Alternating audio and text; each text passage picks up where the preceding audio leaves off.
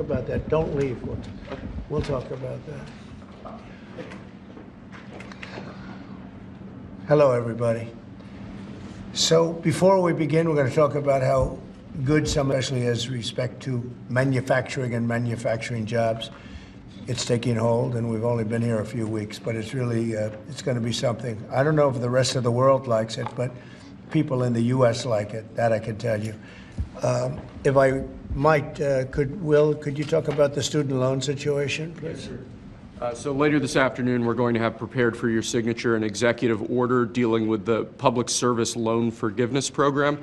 This is a program that's designed to expedite basically the conclusion of payments on student loans for people who have taken out federally backed student loans. The problem, though, is that a lot of these people work for NGO organizations, for nonprofit organizations that engage in illegal or what we would consider to be improper activities, supporting, for example, illegal immigration or foreign terrorist organizations or otherwise law-breaking activities. So this executive order will direct your Department of Education and Department of the Treasury to basically bring about modifications to the Public Service Loan Forgiveness Program in order to ensure that people who are engaged in these sorts of activities can't benefit from a program that's really not intended to support those sorts of things. And what are the consequences if they are not good?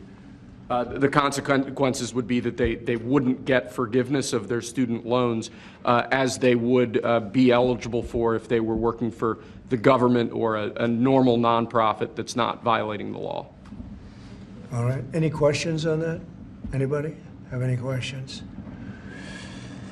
So we'll talk about the manufacturing turnaround, and it's been very early, but it's pretty significant. The numbers were much better, as you know, than projected by the media, and a little surprising, actually, how strong, how fast, because we have many companies are moving into our country.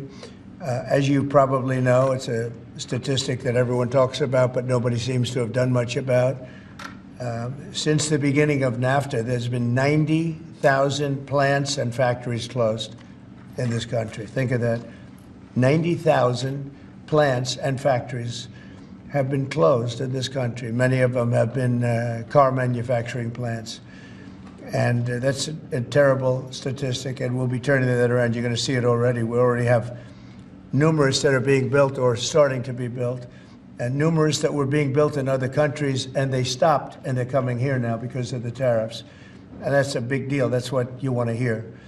During the last year, the Biden administration saw a loss of more than 110,000 manufacturing jobs, or 9,000 manufacturing jobs every single month.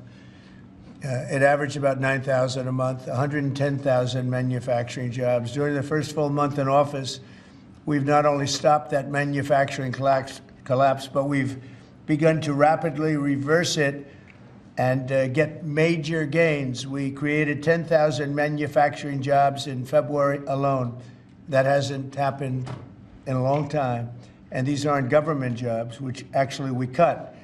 These are private sector manufacturing jobs. So we gained all of those jobs, 10,000 jobs, and we barely started yet. That's a very unusual number. People are surprised by it. I'm even a little surprised. On auto jobs, we created almost 9,000 new jobs in the auto production field.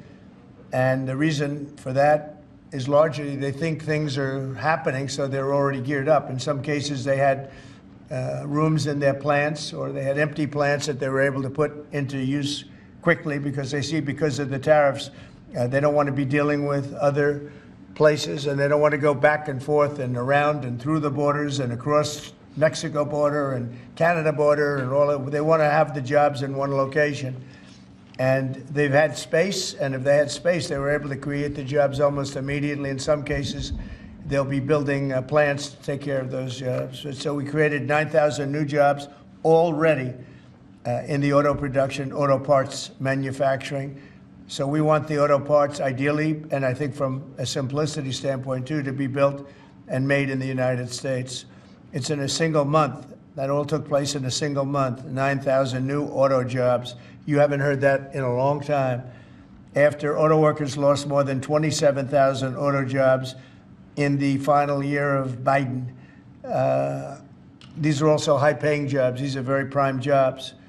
The ISM Manufacturing Survey and the S&P Manufacturing Survey have also confirmed that our administration is presiding over a brand new domestic manufacturing boom after major collapse under Biden. It was a collapse. All he did is keep adding new government jobs, which are not the jobs you want. We're trying to shrink government and grow the private sector. That's what we've been doing. Under the final 2 years of Biden, 1 in every 4 jobs created in America was a government job. That's a tremendous percentage. But under the first full month of President Trump, which we haven't even gotten started yet, an incredible 93% of all job gains were in the private sector. So that statistic just came out. Big gains for native-born Americans. For the first time in 15 months, the job gains for native-born Americans, for American people, people born in America, exceeded job gains for migrant and foreign-born workers. This is the first time that's happened in more than 15 months. Employment for native-born workers went up by 284,000, while foreign-born workers went down by 87,000. Now, you've heard the same stat where foreign workers were taking up all the jobs or almost all the jobs. In some cases, literally all of the jobs. And now it's 284,000 native-born jobs here, people born in our country, 284,000, while foreign-born workers went down by 87,000. First time that's happened in a long time. So these are incredible numbers, and they're very early. I mean, we're here for 5 weeks, but we have been talking about it since the big win in November 5th. So a lot of these people, they listen to us speak and they say, well, I'm going to gear up, and they're gearing up. And so they've been gearing up. They've had a little time. It's not just 5 weeks. It's 5 weeks plus a few months. And they put it into effect pretty quickly. They have confidence that what I'm saying is going to happen. So with that, I'd like to ask a highly respected gentleman, Kevin Hassett. He's been with us for a long time, and he's been right about a lot. We had the greatest economy in history in the first term, and Kevin was a big part of it. So, Kevin, could you maybe give it a little description, please? Yeah, thank you very much, Mr. Trump. I think that the 3 things that you emphasized during the campaign is that you wanted to create domestic, high-paying manufacturing jobs, that you wanted to end wasteful government spending and reduce the unproductive government workers, and in fact, unleash them into the private economy where they could be more productive, and to create jobs for Americans. A lot of people said that if you deported illegals, that employment would go down because no Americans would take those jobs. And if you look, 280,000 American-born folks were hired, manufacturing jobs are going up, and this is just out of the expectation of your future policies, really, sir. It's in April when your Reciprocal Trade Act is expected to happen. The tax cuts haven't passed yet, and so people are clearly expecting the golden age. And if you want to forecast the future numbers, everybody, just keep in mind that President Trump has already gotten us $1.7 trillion in commitments of new factories, and those haven't even happened yet. Those aren't even in the numbers. And so I expect this is going to be a glimpse of a golden age to come, sir. Thank you very much. One other thing, in Canada, we find that they're charging us over 200% for dairy products. You know about that. And when I left, we had that well taken care of, but under Biden, they just kept raising it. Very difficult to deal with the Canadian representatives. 250% for dairy products, tariff. So where do you hear that? You don't hear that. They have a tremendously high tariff. Give you the exact numbers in a little while coming out on lumber. So they sell us lumber. They have a tremendous tariff. They make it impossible for us to sell lumber or dairy products into Canada, but our numbers are a tiny fraction of that, almost non-existent. And what we're doing is freeing up our forests from the environmental nonsense that they put on them, where you can't cut down a tree. And we have to cut down trees in order to build the firewalls. And those trees are sold, but we're freeing it up on an emergency basis because Canada has been ripping us off for years on tariffs for lumber and for dairy products. 250%, nobody ever talks about that. 250% tariff, which is taking advantage of our farmers. So that's not going to happen anymore. They'll be met with the exact same tariff unless they drop it. And that's what reciprocal means. And we may do it as early as today, or we'll wait till Monday or Tuesday. But that's what we're going to do. We're going to charge the same thing. It's not fair. Never has been fair. And they've treated our farmers badly. Look, our country's been ripped off by everybody, and that stops now. I had it stopped in my first term, and we're going to really stop it now, because this has been very unfair. Our country, from an economic standpoint and financial standpoint and a trade standpoint, has been absolutely ripped off by almost every country in the world. Canada, Mexico, and then you just go right down the line. India charges us massive tariffs, massive. You can't even sell anything into India. It's almost restrictive. It is restrictive. You know, we do very little business inside.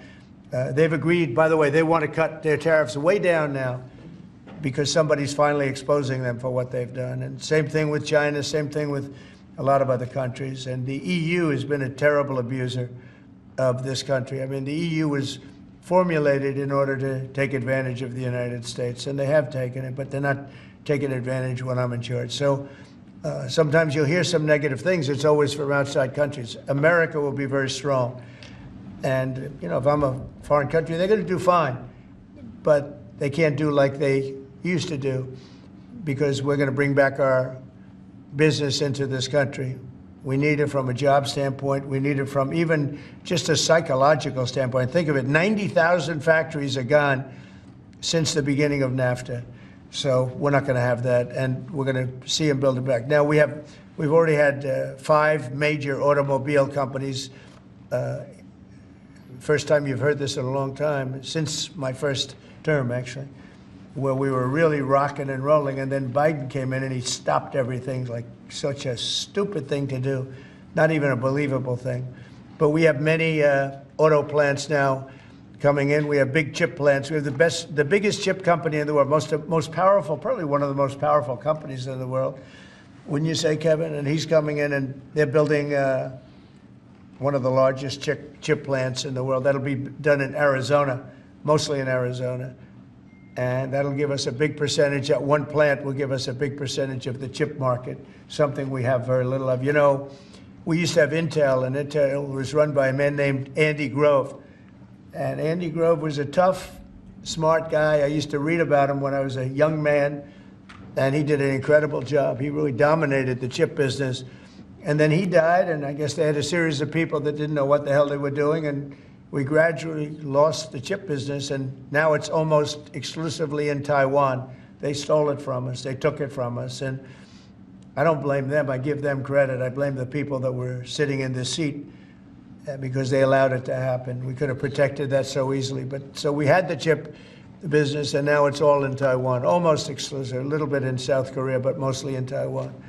And it's very important. Everything you do, everything you touch is now about chips. The brake of a car, cars have chips all over the place. I was reading an article the other day where they talk about the brakes of a car are loaded up with chips. Who would think that a brake has a chip in it? But it's all about chips. So that was a big thing. And they'll be investing hundreds of billions of dollars in this country, and we'll be taking back a big, big portion of that industry. We have others coming in too. But a lot of car manufacturers are coming in, and they're coming in fast. And one of the reasons you see these numbers, and again, Kevin said it, and I said it a little bit, but the fact that they know I won the election, so after I was president-elect, they assumed that I was going to do what I said, because I do what I say. And so these numbers really reflect a lot of things that took place since November 5th, right? So, Kevin, thank you very much. Great job. Any questions? Mr. President, how concerned are you that the large-scale federal government layoffs will weaken the labor market? How concerned are you? The large-scale fentanyl what? The federal government layoffs will impact the labor market, will weaken the labor market. Oh. No, I think the labor market's going to be fantastic, but it's going to have high-paying manufacturing jobs as opposed to government jobs. We had too many people in government. You can't just do that. We had too many. This is for 40 years. You know, this isn't just now. This built up and got worse and worse, and they just hire more and more people. You look at Department of Education, it seems like so many buildings I ride by, it says Department of Education. They're all over the place. And we don't even want it. We want the education to be given by the states. It'll be much better. It'll move us to the top of the list from the bottom of the list, and actually save us money. But not, it's too important to even talk about them. It'll save us a lot of money, but we don't want that. We want education to be given. So you go to Iowa and Indiana and Idaho and all these places that are so well run. They're going to be producing education that will be the equivalent of, like Denmark is one, and Norway, Sweden. Actually, China is one of the better in terms of education, and so we can't blame size anymore. You know, China has 1.4 billion people, but they're very high on their list. The one thing we're doing well on, we're number one on the list, is cost per pupil. We spend more money than any other country in the world by far.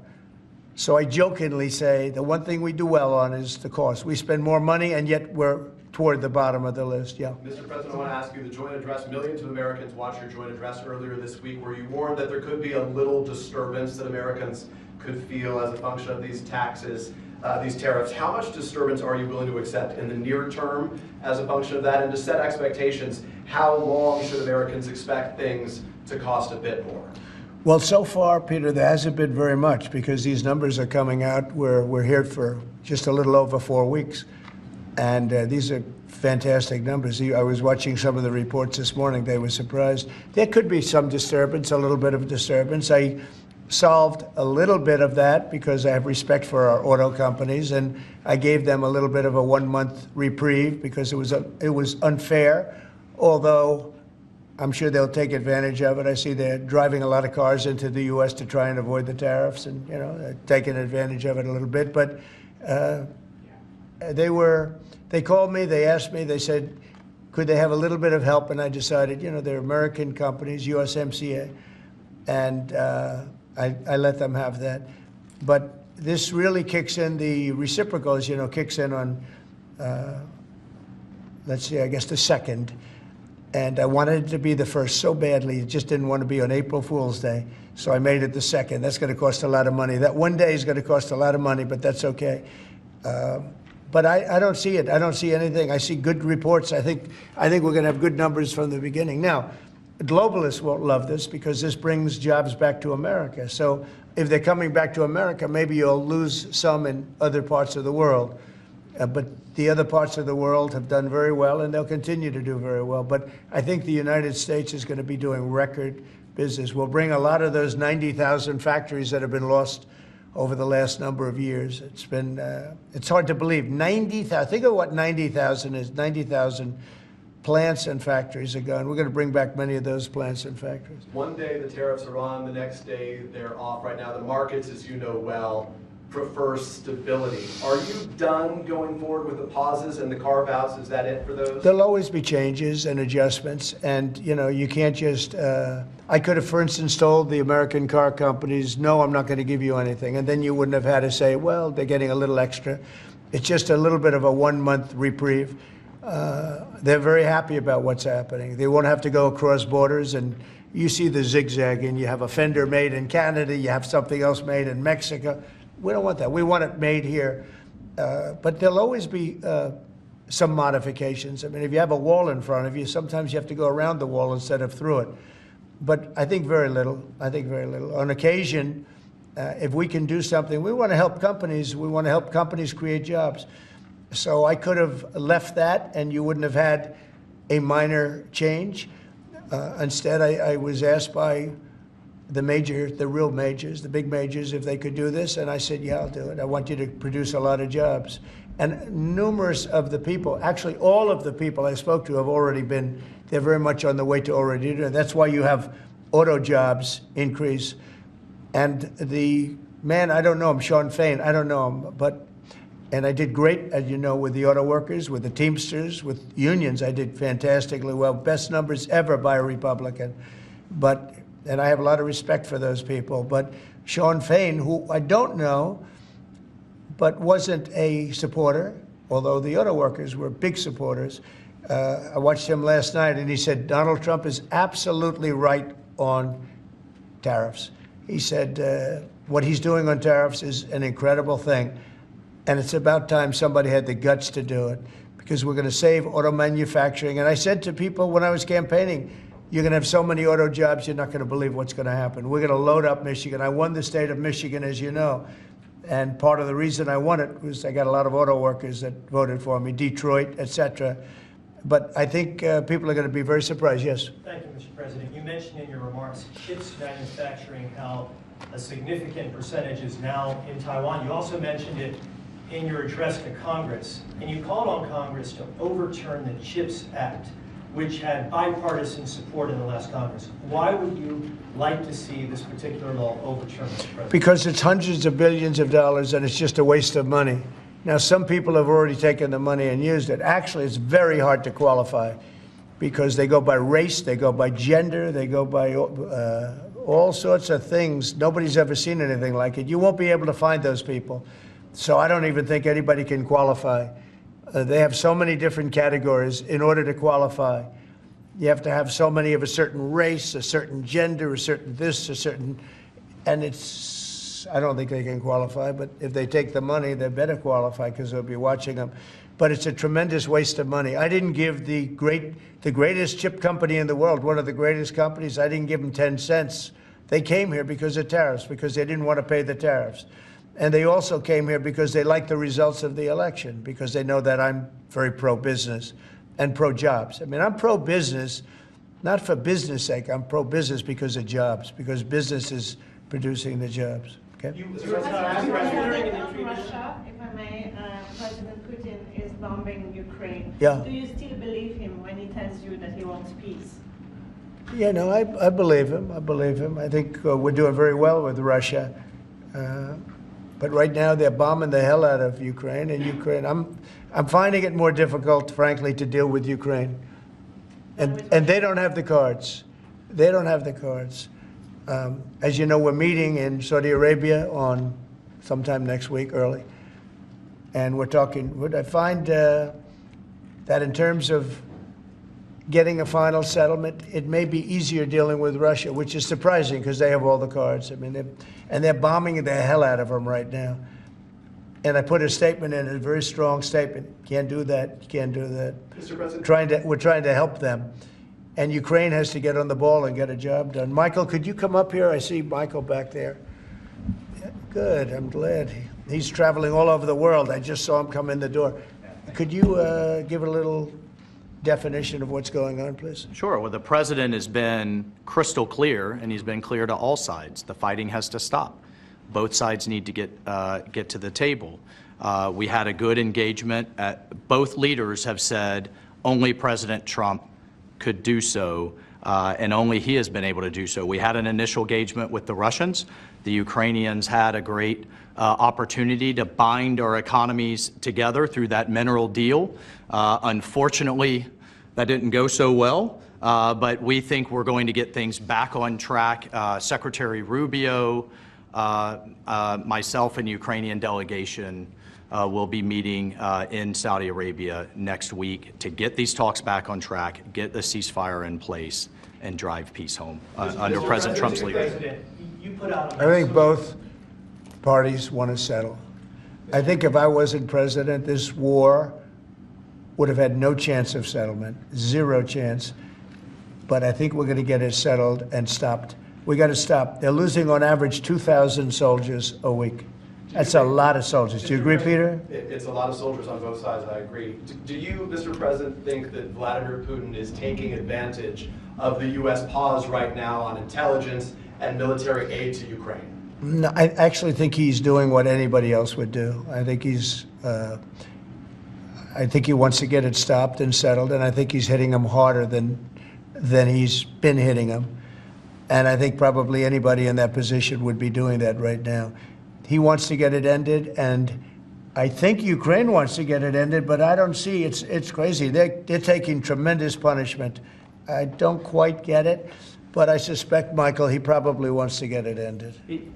He does, Mr. President. The Russians are taking incredible losses on the front. As the President has said, this is a meat grinder of people, of material, of national treasure, and no one else has any solutions except to let this war continue forever. But I'll add, the President has had multiple conversations and a visit from President Macron of France, Prime Minister Starmer of the United Kingdom. We have the NATO Secretary General coming next week.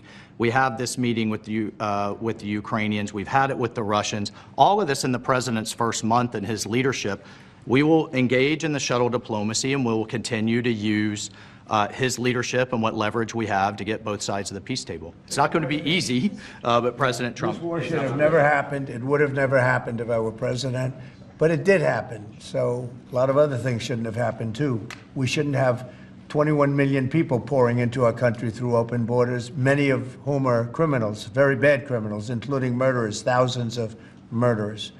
Many killed, far more than one person, and they're roaming our streets. But Tom Holman and Kristi Noem are doing an incredible job, and we're getting them out of here. And we'll get them out. We'll get them all out.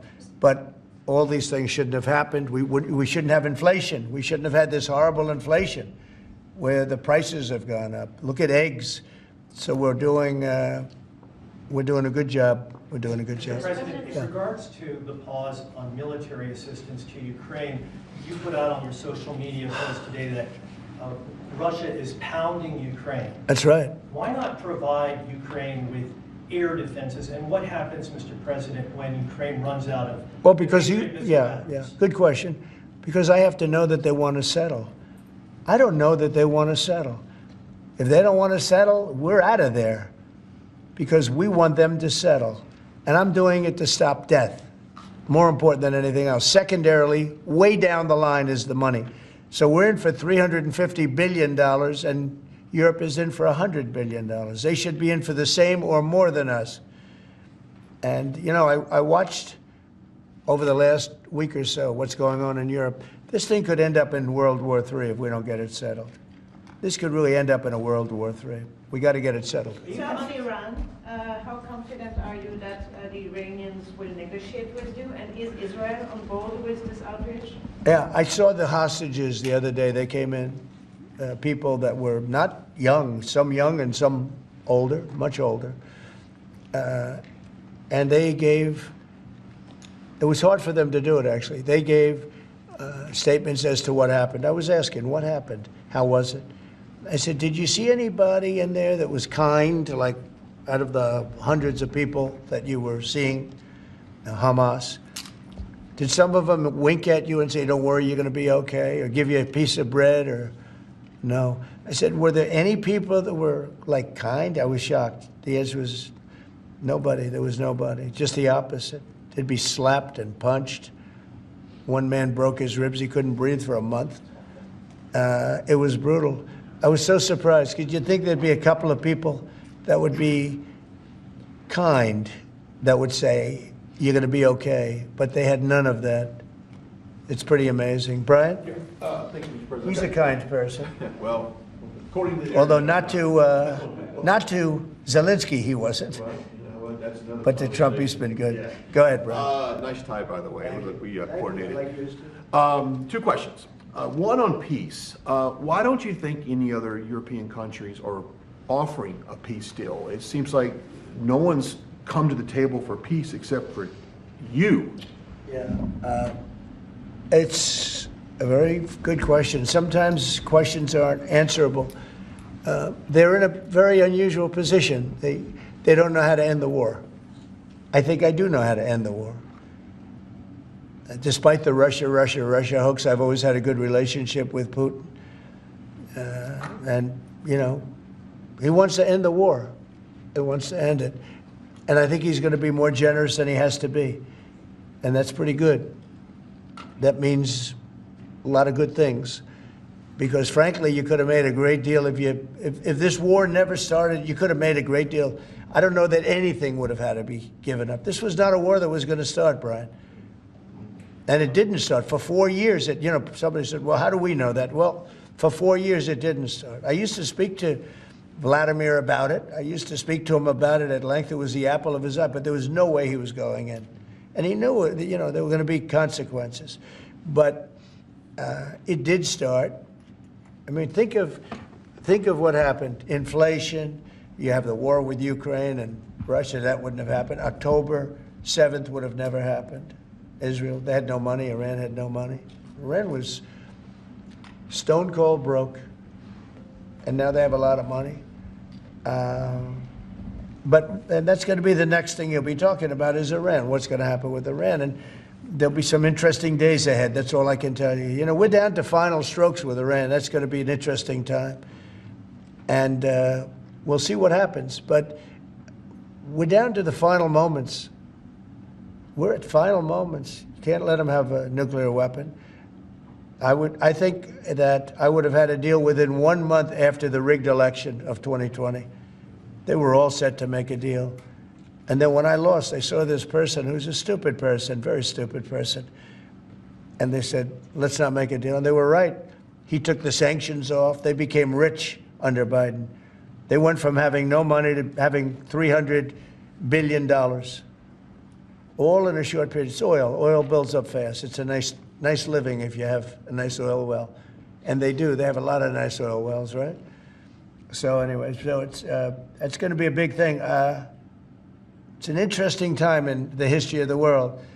But we have a situation with Iran that something's going to happen very soon.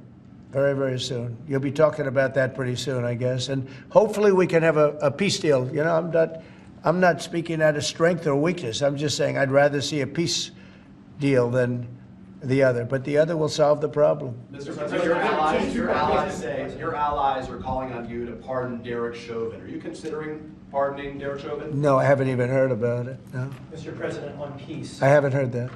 In the first term, you may recall, I broke the news that you were nominated for the Nobel Peace Prize. And the reason for that was the work that you led on the Abraham Accords. I spoke yesterday with the member of parliament, the Norwegian parliament, that nominated you. And he said, what the Nobel Committee is looking for from you, Mr. President, is security guarantees for Ukraine. Is that a possibility, Mr. President? So, before I even think about that, I want to settle the war, get it finished. Because if I'm not here, nobody's going to settle it. And President Macron has said that, and everybody said that, the prime ministers and presidents. We're pushing very hard. That's all I'm thinking about now. As far as the question about security later, that's the easy part. The hard part is getting it settled. We got to get them. We're losing 2,000 human beings every week. More than that, actually. 2,000 nice, young, although they're getting older because they're drafting much older now. In the case of one country, much older, because a lot of the young people have been killed. It's very sad, and I'd like to see if I could stop that. And I'd like to also see if we could stop making these massive payments from the United States. I mean, Biden gave away money like it was water, with no anything, got nothing for it. Europe did it in the form of a loan. They get their money back, we don't.